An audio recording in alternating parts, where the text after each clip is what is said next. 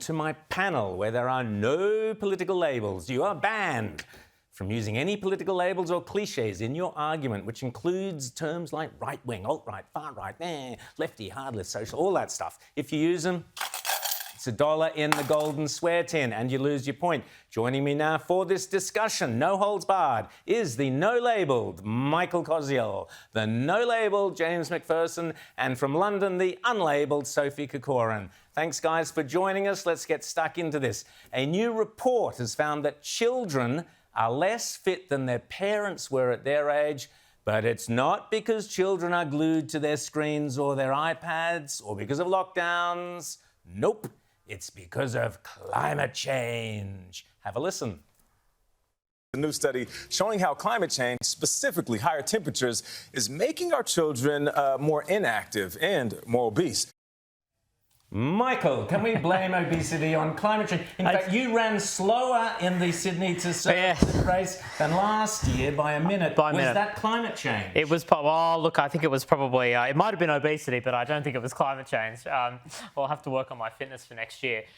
No, look, I think, I had a look at this. I think what this study may have been trying to say is that for people who are overweight, climate change may, rising temperatures will actually make it more difficult for them to cope. Obviously, if you're really overweight, might sweat a lot already. It's probably more difficult if the temperature goes up. I think it was reported as saying that climate change was causing obesity, which may or may not have been a misinterpretation of what the study was actually trying to say. You can't rely on us for anything. We're no good. I think that may have been what was going on. I think it would be a stretch, as I believe you're insinuating, to say that climate change was actually causing children to be more obese.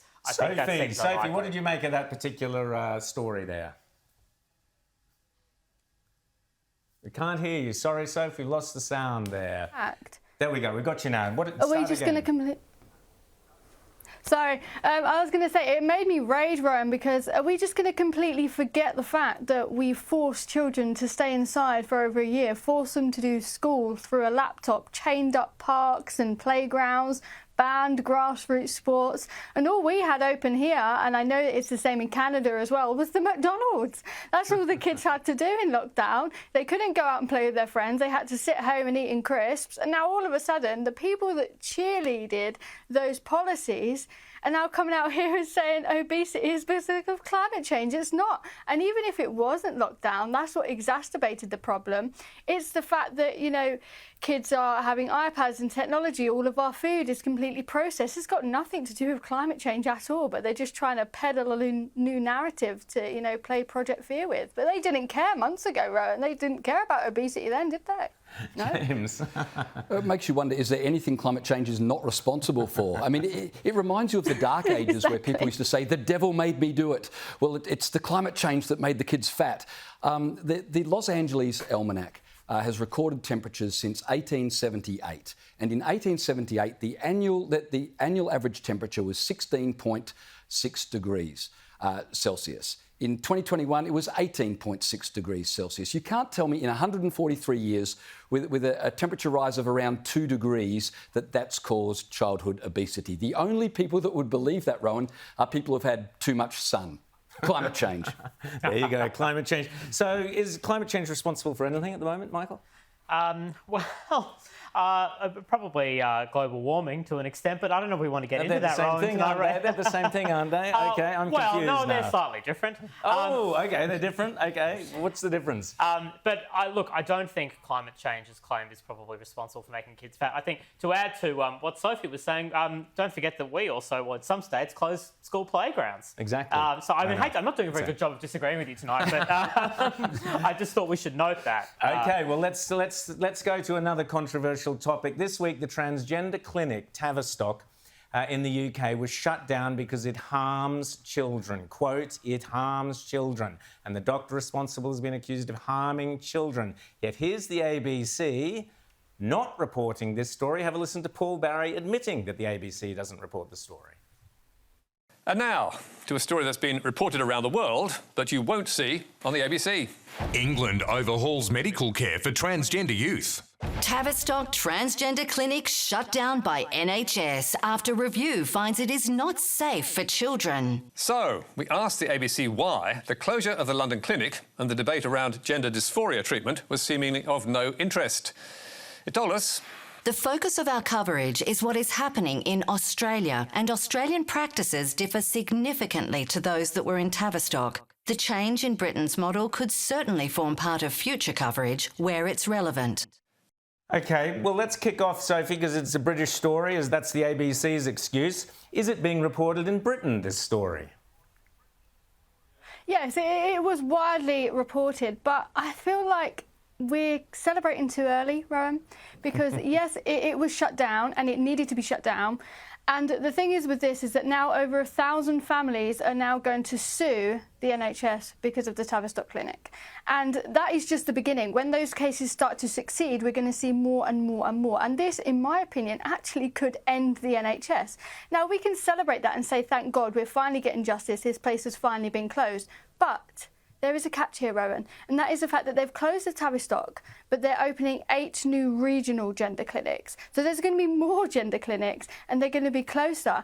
And the other thing is that our NHS is publicly funded.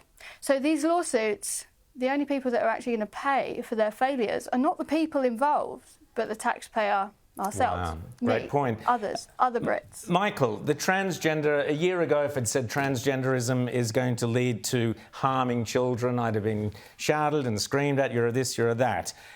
Is there a danger that transgenderism is harming children in this country, in Australia? Well, I don't think so.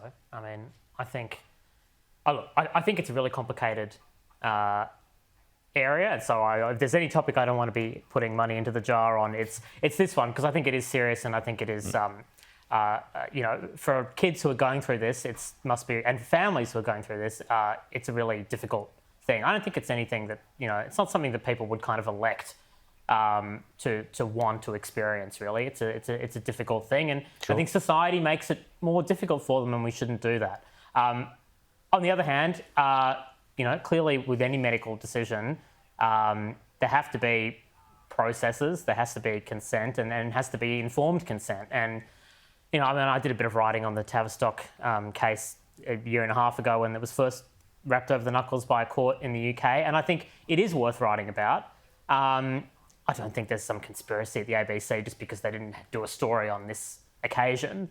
And the thing that I kind of took issue with Paul Barry, I think it's fine to say the ABC should have written about this. It is an interesting, important case, and we should cover it. But, this idea that, the ABC has written a lot of pro-trans stories, so they should, knock up a few anti-trans stories, I don't really think it's a very sophisticated way of approaching it. I find it incredible, Michael, that you'd say you're confident that it's not harming children. We've got 1,000 families in the UK who are suing the NHS in a class action saying this has harmed our children. I do agree with you, it is serious, and so we should proceed with the utmost caution and care rather than this gender-affirming notion that we have where we automatically affirm the idea that any child has that they might be the opposite gender to which their biology presents. So I don't know how you can say with any confidence that children are not being harmed. And the fact that the ABC didn't think it worth reporting, that the executive producer at Radio National said, well, it's not relevant for Australian audiences. Well,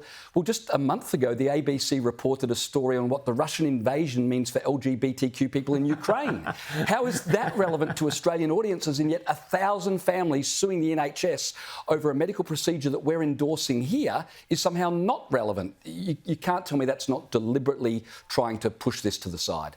Fantastic response. We've got to leave it there. Thank you so much, Michael, James and Sophie. We'll see you again next week.